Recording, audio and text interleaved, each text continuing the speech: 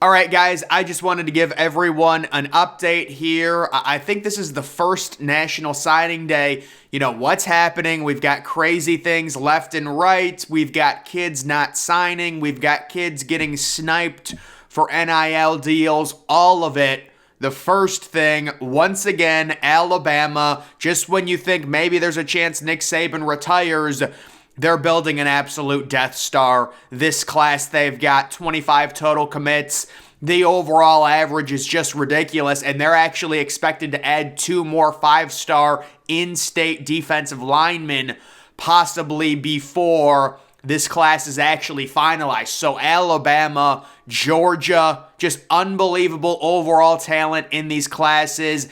Alabama flipped a 5-star that it was Iowa's, biggest commitment. He was staying home, going to Iowa. Bama comes along, offers him a really nice NIL package, I'm sure, and they flip him. You've got Miami, that's total NIL, that whole class. Texas with Arch Manning, they're pretty big spenders with the whole NIL. They've got 4 5-stars, wow. LSU with 25 commits, they always recruit well. Ohio State at number 6. So the situation with Ohio State is not good. I think they're going to get sniped by other teams for players that are currently committed. They struck out on the 3 5-star defensive elite pass rushers, and now their class is a total disaster. It still does have a good overall average, but it's important to note it's mainly due to the receivers, which is really, listen, I love elite receivers, don't get me wrong, but Ohio State really needs to start recruiting more elite defensive players, and it's tough with Ohio State to gauge how much of this falls on the coaching staff and how much of this falls on the administration for not keeping up with NIL. I almost think the way they're saying it, Ohio State and their defensive recruiting, they would have gotten multiple 5-stars if it wasn't for how bad they were in terms of NIL, just not offering kids anywhere close to the amount of money you would need to get them. If you're a 5-star defensive end and you get offered $1 million by Georgia and Ohio State's pitches, come join the brotherhood, don't worry about money. That's just a completely ignorant pitch. You would absolutely choose Georgia because Georgia probably develops defensive players better than Ohio State anyways. So right now there is a major problem with the way Ohio State is handling things on the recruiting trail, and they might actually lose a few more commits here where you've got other teams offering them NIL deals that Ohio State simply can't match because they do not have the correct NIL collectives in place to give these kids their actual market value, and it's going to hurt their classes. And the thing with Ohio State, and this is what people have to understand, it's not going to show up next year. Ohio State, in terms of their defense, is going to be ultra elite next year. They had an amazing 2021 class, but Ohio State will come back to the pack in the Big Ten in 2024 and 2025, especially when USC joins. To me, there's going to be so much parity within the Big Ten. Oklahoma doing a very nice job. I am really impressed with Brett Venables bringing in a very solid class there. Notre Dame, you know what? In an NIL landscape, Marcus Freeman, they had a lot of hype early on, kind of similar to Ohio State, and they've kind of fizzled out. That's mainly due to the boosters of all the SEC schools and the big NIL schools offering these kids more money. Notre Dame's not going down that route. Ohio State's not going down that route. It's going to push them further down the rankings. I still think that's a good class for Notre Dame. Tennessee, that's a good class. They got the 5-star quarterback. They're trying to rebuild. Clemson, wow. So Clemson with 26 commits. It's a good class, but it's not the level that Georgia and Alabama is. And guys, we might see a talent disparity really starting to create itself. It was really a big 4. Prior to last year, it was Ohio State, Clemson, Alabama, Georgia. Alabama and Georgia are completely lapping Ohio State and Clemson the past 2 years in terms of recruiting. Their talent level in terms of, roster and depth is going to be so much greater in the future.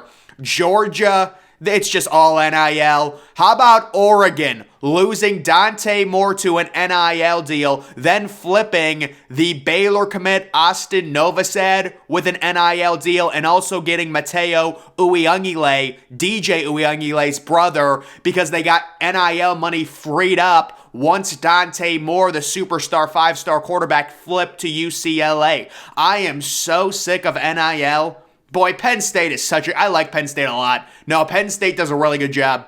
They have a nice class. USC, USC just, honestly blatantly cheats in the transfer portal. I'm getting sick of it. Texas A&M, they only have 17 commits, so I don't know what the situation is with A&M. I wonder if they try and flip a bunch of these higher-ranked kids with NIL offers on the second national signing day. To me, Texas A&M is going to make a lot of moves here in the next month when it comes to this recruiting class.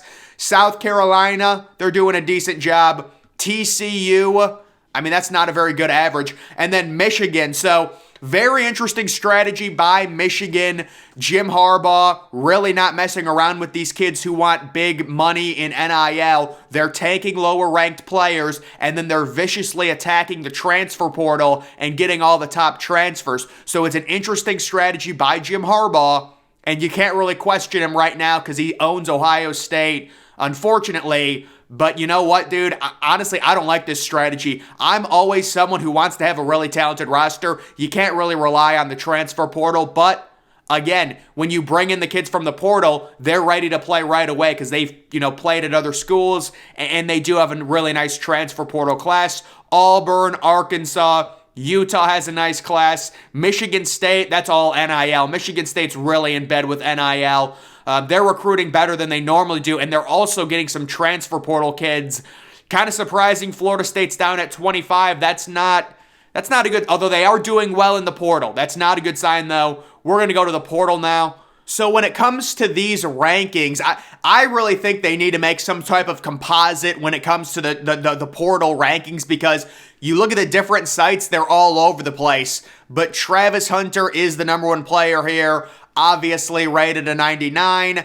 The one thing I wanted to talk about when it came to the portal, so we have officially Devin Leary going to Kentucky, probably trying to play at Kentucky for 1 year, and then maybe developing similar to the way Will Levis has developed, where, Will Levis didn't even put up great stats, but possibly a top 10 pick due to the Josh Allen comparisons. I don't think Devin Leary has that much of an arm, but still, you can understand why he would transfer. Grayson McCall, I've heard maybe Auburn for him. Lovett, I've heard maybe Colorado. Just looking at some other guys, there was a really interesting crystal ball that got put in. I don't know I don't know where they have here it is. How about this? DJ Uyunglele going to Hawaii. This is what I would say about DJ, guys. This is just sad, number one. But number two, I guess he must really want to start, because honestly, I think DJ Uyunglele has some crazy talent if he was utilized right. I would have him transfer to Ohio State, and on 3rd and short, I would put him in, honestly. You look at his legs and how big they are, and just, that's a dude that can fall forward for 5 yards. I don't think he would do it, but I would say, listen, we're going to put you in on 3rd and 2, and Ohio State would get the first down every single time. I would not trust them to be Ohio State's quarterback. I think Devin Brown wins the starting job over McCord. Listen, it's just, you got to get a mobile quarterback. We can't keep doing it with these guys. But, I don't know, DJ Uyunglele transferring to Hawaii, you got to feel for him. You really do. But he wants to start. And Hawaii's been an absolute train wreck. But that was another thing that I found that was interesting. Kentucky's been hitting the portal hard. Again, Michigan is just getting so many players. TCU is another one. They possibly can get 2 elite wide receivers. I think Chris Marshall and JoJo Early possibly both going to TCU, and also Tommy Brockermeyer, who was the number 1 overall, or maybe the number 2 overall offensive tackle 2 years ago. Maybe damaged goods, though. Apparently, listen, I think Nick Saban, you saw like a mass exodus for Alabama into the portal. after the regular season, when it was confirmed Alabama wasn't making the playoffs, I think Saban just told guys that weren't good enough, listen, do both of us a favor. You're not going to start here. We know you want to start, so hit the portal and free up a scholarship. The other thing that's interesting is the Ohio State strategy, to where Ohio State is not reaching. So Ohio State was expected to have a recruiting class of like 25 or 26. They're sitting at like 20 right now, but they're not really offering lower tier 3 stars like they would in past years after they miss on the higher ranked players. I think Ryan Day wants to keep the roster flexibility and really keep room for transfer portal players, which I agree with. If that's what they're doing, a lot of the situation is you take one of these lower 3 stars, the kid's just going to end up in the portal in a year anyways. So I think they're just trying to keep roster flexibility. Has FSU gotten 2 tight ends from the portal? Bell and Morlock, and both of them are like solid players. Wow. FSU is doing a good job in the portal. This was a good pickup for USC. The linebacker Mason Cobb from Oklahoma State. So Early is going to TCU, so they're picking up a lot of guys right now. In terms of that, Michigan gets another solid tight end. Michigan has like 7 commits in the portal. It's very clear what Michigan's strategy is. They really are tired of the NIL. They're not playing the game, and they're just going to rapidly attack the portal. That much is, I mean, look at this, another 4-star lineman. I think his brother is on Michigan, so that doesn't really surprise me that he is there. Jeff Sims, the quarterback, transferring to Nebraska. What, is he going to start next year? Listen, they run a dual threat little quarterback. I don't know about him starting for Nebraska. We'll see what Matt Rule does and things like that. They need Dylan Raiola to transfer 2 classes up and he can start maybe. That's what they need. This Jacobs, I'm surprised is ranked so low. He was a good, you know what? He had a lot of preseason hype. Maybe he didn't live up to it, but I know they were talking about Jacobs and Jack Campbell being 2 phenomenal linebackers for Iowa. He ends up transferring to Oregon, and they also get an interior offensive lineman. So Oregon getting some players. Another player going to FSU, a solid defensive lineman, 4-star. FSU is really hitting the portal hard. Michigan is really hitting the portal hard. Oregon is really hitting the portal hard. Several of these teams, you can see a clear trend with some of these teams. USC, in terms of their defense, is hitting the portal hard. You're seeing these trends develop in terms of what teams are really going after players right now. And then, of course, we'll get another huge portal period. I really think, I don't understand, why is the transfer portal open right now? We haven't even played the big bowl games. If you want to have 2 transfer portal windows, the first window should be 1 week after the national title. Right, so you give the teams that play in the national title a week and nobody starts out at a disadvantage. It's 1 week after the national title. You open up the first 2-week window for kids to transfer. The second window is in June. After some of these kids realize they're probably not going to be starting, they can transfer midsummer and be on campus and get into the programs and things like that. But this whole idea where we have, I know why they do it, because they want the players for the winter workouts and stuff, so they get them early. But to me, it's a major, although I don't know. Michigan is landing all these players and they're in the playoffs.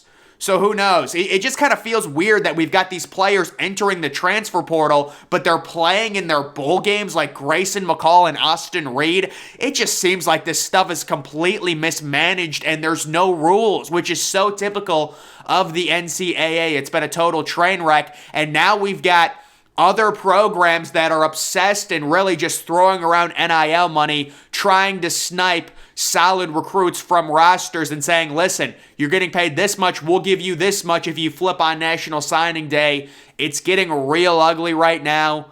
And really, even if you have a player committed, you can't feel safe about it, because there's a number out there where these are young kids, nothing is guaranteed.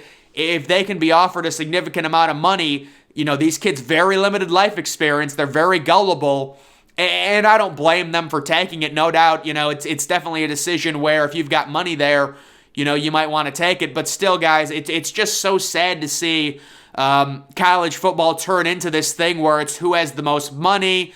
Look at some of these recruitments like Dante Moore. He goes to Oregon. This kid's from Michigan. He's a 5-star quarterback from Michigan. He goes to Oregon because they're NIL. If NIL did not exist, I don't think Oregon would be in Dante Moore's top 25. But he goes to Oregon because of NIL. Then he flips to UCLA right before National Signing Day because of NIL. Then Oregon because they lost Dante Moore and it frees up money in their NIL collective. They flip Baylor's quarterback and they also get a 5-star pass rusher, Mateo Uiagalelei. So this whole situation is a complete mess, a complete joke.